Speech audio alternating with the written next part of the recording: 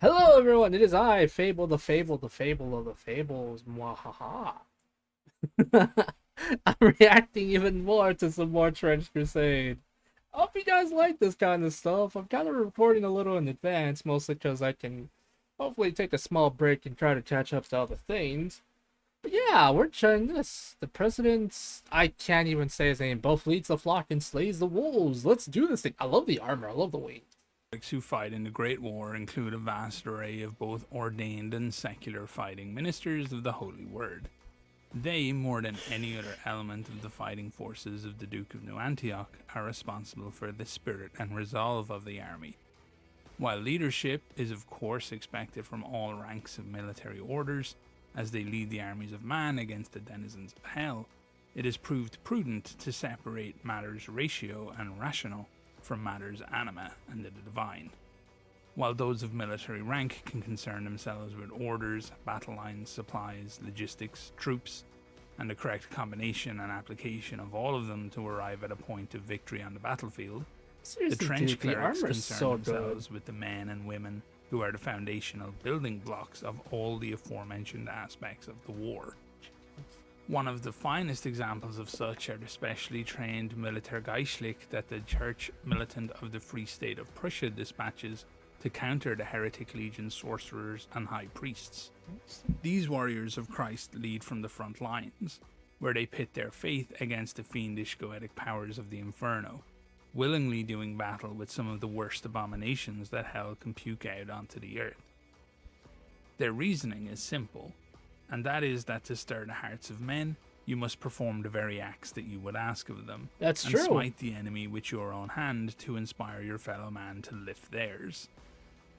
Due to the importance of their role, the Church and the Free State go to extraordinary lengths to train and equip their chaplains with the finest weapons and armour. There are other reasons for this. The chaplains of the Free State of Prussia have become a lightning rod for the forces of New Antioch, and the countless battles have been swung in the favour of the faithful by the presence of one, as their bombastic sermons and brave actions have inspired even their fellow clerics to greater acts of bravery. This means that should one fall in battle, it can be crushing for the troops around them, and it also means that they have become well known among the ranks of their enemies. A high blood price has been set by the heretic commanders for each chaplain killed, Oh and this damn. price has been doubled by Mammon for Oh captured dear. individuals. Those of intense faith prove to be hilarious playthings for the Dark Prince of Greed, as these priests are prime material in constructing the dreaded Goethic warlocks. For the What, the forces of the Duke, warlocks? no price is too high to pay to keep these chaplains in the field, leading the charge against the enemy. In battle, these Prussian trench clerics don thrice blessed armour crafted in the sacrosanct workshops beneath Cologne Cathedral. Keeping with tradition, they are styled after the armours of a bygone age, but utilise the latest metallurgical innovations from the Königsberg Institute of Metallurgical Warfare. The heart of the Prussian democracy beats to the rhythm of pickaxes, hammers, and smelters, and they are one of the preeminent iron and coal-based industrial economies in the world.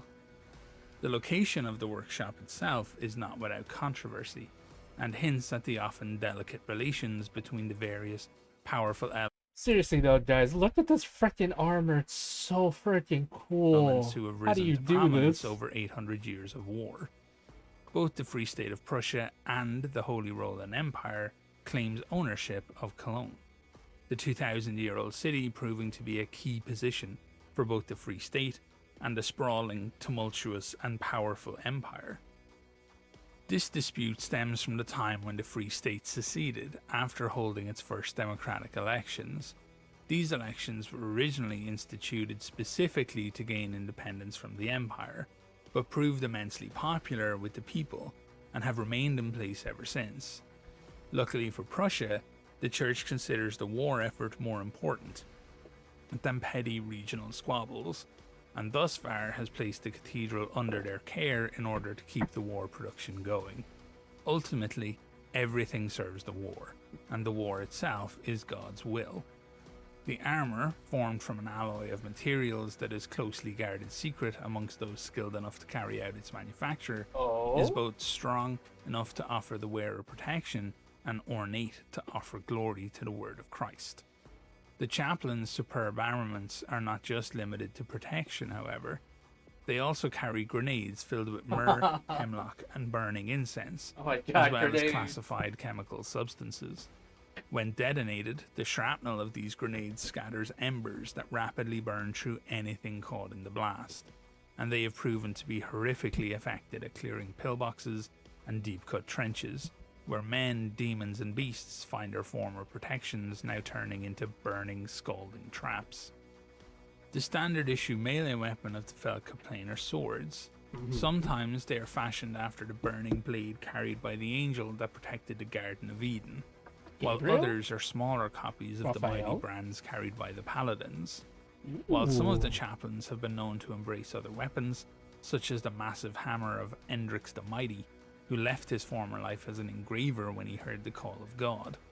He wielded a huge warhammer and used his former skills to engrave tiny, delicate passages of the Word of God into the metal, until every inch of it was festooned with glory of his work. Many frontline chaplains are repeatedly reprimanded by the Church for their overuse of holy smoke, a chemical compound which uses many of the same ingredients as the martyrdom pills.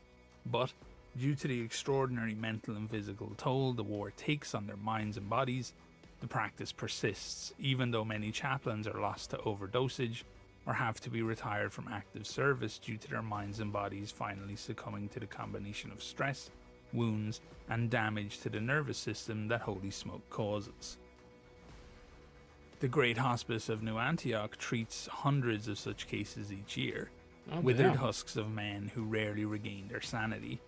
Most of them are in such sorry state that they are shipped back to special homes in Prussia, where they are treated with the grace and dignity that befits their sacrifice.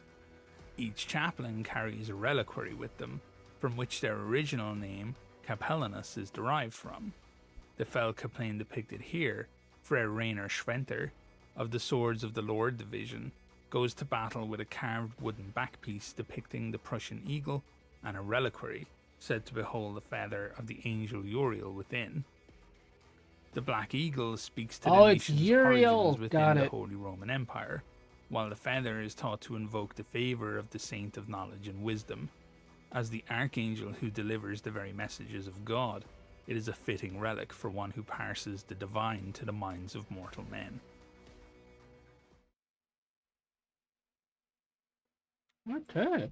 So it's Uriel that took it's Uriel that guarded the gates to Eden. Alright everyone, thank you all for coming. I hope you guys enjoyed. I know I didn't talk that much, sorry, I was mostly listening to it. Yeah guys, if you guys enjoy this kind of content, please let me know, like, comment, and subscribe. I need to go shave because my face is freaking itchy and I hate it. Alright, bye.